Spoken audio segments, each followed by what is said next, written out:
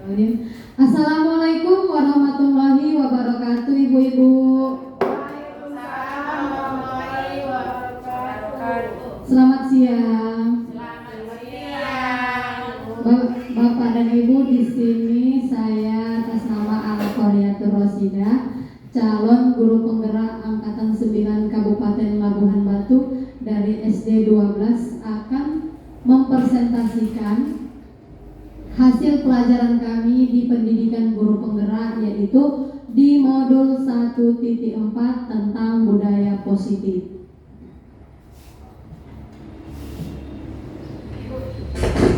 Ibu-ibu, perlu kita ketahui bersama bahwa budaya positif di sekolah adalah pembiasaan hal yang baik, mencakup sikap atau perilaku maupun tutur kata oleh seluruh warga sekolah. Itulah yang dikatakan dengan budaya positif.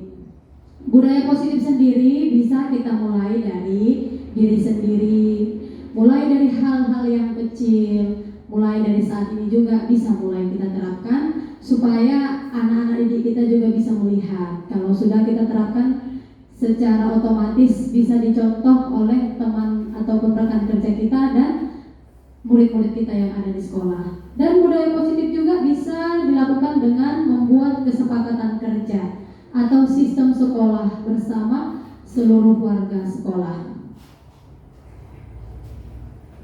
Ibu-ibu, untuk merubah paradigma kita, perlu kita lakukan yaitu dengan membangun budaya yang positif di sekolah, seperti menyediakan lingkungan yang positif, aman dan nyaman agar murid-murid mampu berpikir, bertindak, dan mencipta dengan merdeka, mandiri, dan bertanggung jawab. Itu yang bisa kita lakukan untuk menciptakan lingkungan dengan budaya positif.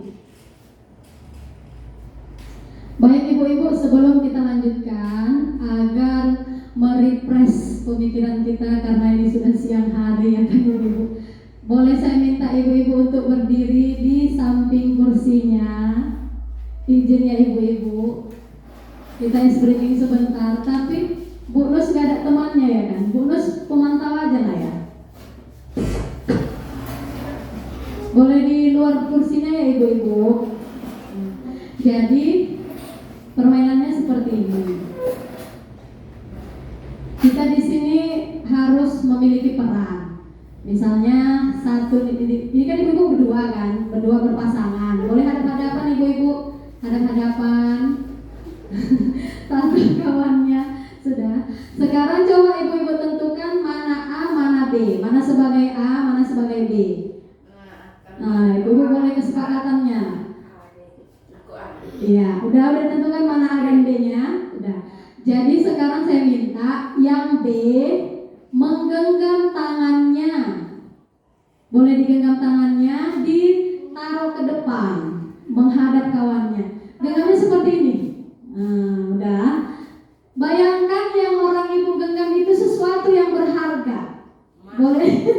Iya, boleh dibayangkan sesuatu yang berharga sehingga saya tidak akan membuka genggaman ini, karena di dalam genggaman saya ini sesuatu yang sangat berharga untuk saya. Nah, sudah ibu-ibu mengerti sampai di sini?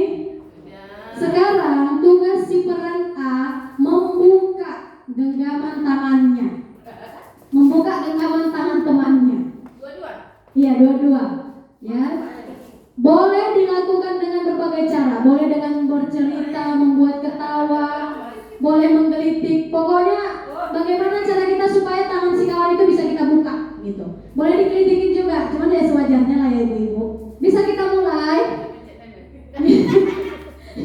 Yang A sudah mengerti perannya Bu?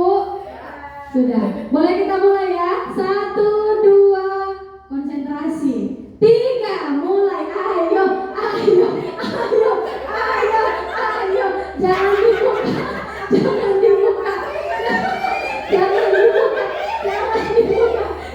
Jangan dibuka. Ayo.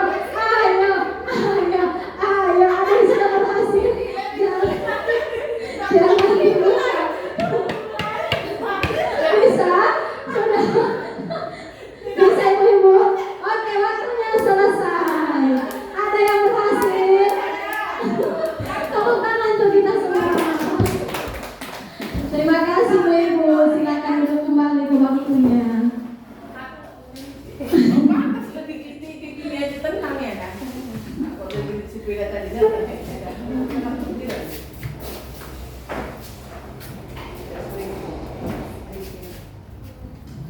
ibu-ibu, terima kasih sudah melaksanakan desk breaking tadi. Bagaimana keadaannya saat ini? Apakah lebih fresh? Oke. Baik, di sini saya punya pertanyaan, ibu-ibu. Yang menggenggam tangannya tadi kan? Oh, untuk yang A. Apakah ibu membuka kepalan tangan temannya?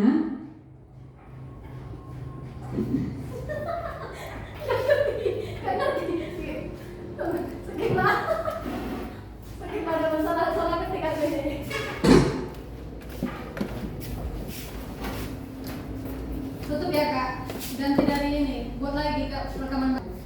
Apakah anda tahu bingung?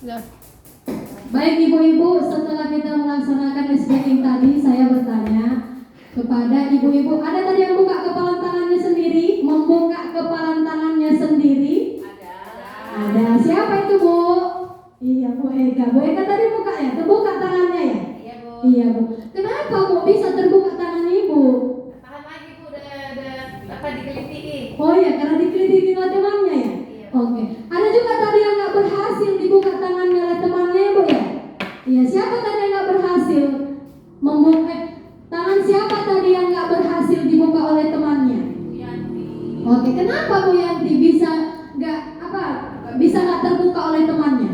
Saling mempertahankan punya saya. Iya. Berharga Bu. Iya ya. Karena ibu rasa itu sangat berharga ya Bu ya. Sehingga nggak ibu kasih untuk dibuka ya kan? Iya. Dalam kegiatan ini sesungguhnya siapa yang memegang kendali atau kontrol kita ibu-ibu? Dari ekspresi kita tadi, kira-kira siapa sih sebenarnya yang memegang kontrol diri kita ini? Kita sendiri kan Bu? Kita sendiri yang bisa mempertahankan tangan kita tertutup, dan kita sendiri yang bisa membiarkan kawan kita untuk buka tangan kita kan? Berarti dari kegiatan tadi bisa kita simpulkan bahwa yang bisa mengkontrol diri kita sendiri adalah kitanya sendiri. Bisa orang lain mengkontrol diri kita? Tidak kan ibu-ibu? Jadi kita sebagai guru, apalagi kita sebagai guru, ya kan Bu? Kitalah yang harus bisa menjaga baik dari emosi kita ketika menghadapi masalah sama anak murid. Ya kita harus kita sendiri yang bisa kan? Tidak bisa kita diatur oleh teman ataupun diatur oleh kepala sekolah kita. Kita harus bermuara kepada diri kita sendiri. Jadi bisa kita simpulkan yang memegang kontrol atas kepalan tangan kita, apakah kita membuka atau menutup kepalan tangan kita, itu tergantung pada diri kita masing-masing sesuai dengan kebutuhan dasar kita saat itu. Silakan masuk Bu.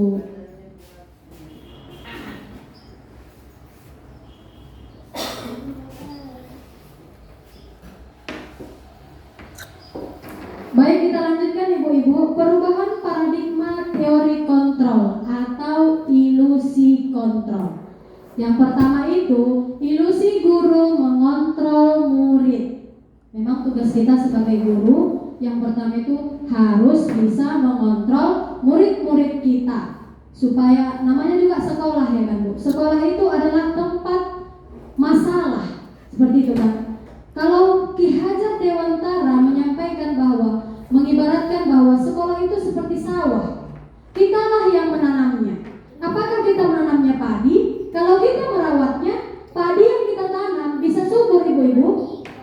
Bisa ya kan? Tapi kalau kita tanam, kemudian kita biarkan, apakah ia mungkin tumbuh dengan subur? Tidak ya kan Bu? Dia akan ditumbuhi oleh rumput. Jadi kita sebagai guru di sekolah, anak murid datang ke sekolah kita pasti dengan karakter yang berbeda-beda. Jadi kitalah yang harus mengontrol perbedaan-perbedaan yang ada pada anak murid kita tersebut. Kemudian yang kedua, ilusi bahwa kritik dan membuat orang merasa bersalah dapat menguatkan karakter. Ketiga, ilusi bahwa semua penguatan positif efektif dan bermanfaat. Keempat, ilusi bahwa orang-orang dewasa memiliki hak untuk memaksa. Perubahan paradigma stimulus respon atau teori kontrol. Siapa sebenarnya orang yang memiliki kontrol? Di sini akan kita bahas ya ibu-ibu.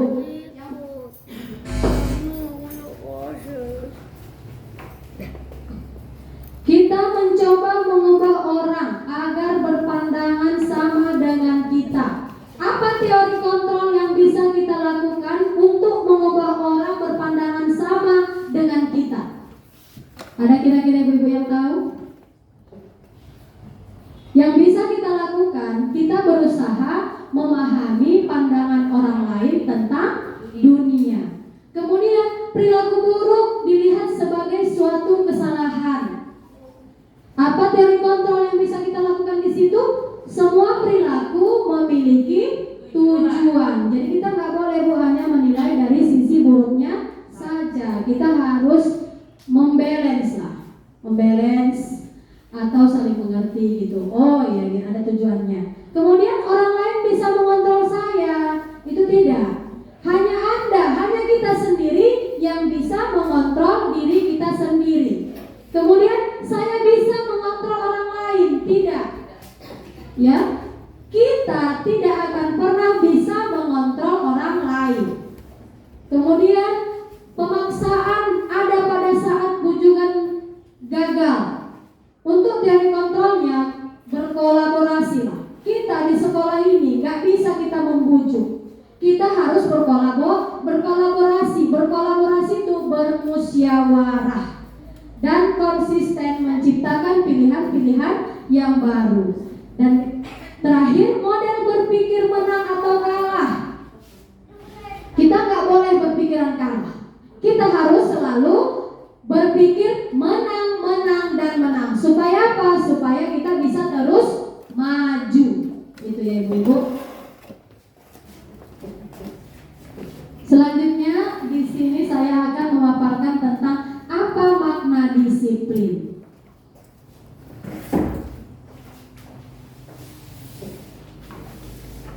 Disiplin adalah kepatuhan untuk menghormati, melaksanakan suatu sistem yang mengharuskan orang untuk tunduk kepada keputusan, perintah, dan peraturan yang berlaku. Namun dalam budaya kita, makna disiplin telah berubah menjadi sesuatu yang dilakukan seseorang kepada orang lain untuk mendapatkan kepatuhan. Kecenderungan umum adalah menghubungkan kata disiplin dengan ketidaknyamanan, bukan dengan apa yang kita hargai atau pencapaian suatu tujuan mulia.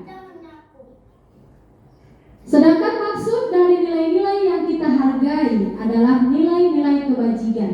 Nilai-nilai kebajikan itu adalah nilai positif manusia yang kita kenal dengan profil pelajar Pancasila. Nilai-nilai profil pelajar Pancasila yaitu yang pertama, beriman dan bertakwa kepada Tuhan Yang Maha Esa dan berakhlak mulia.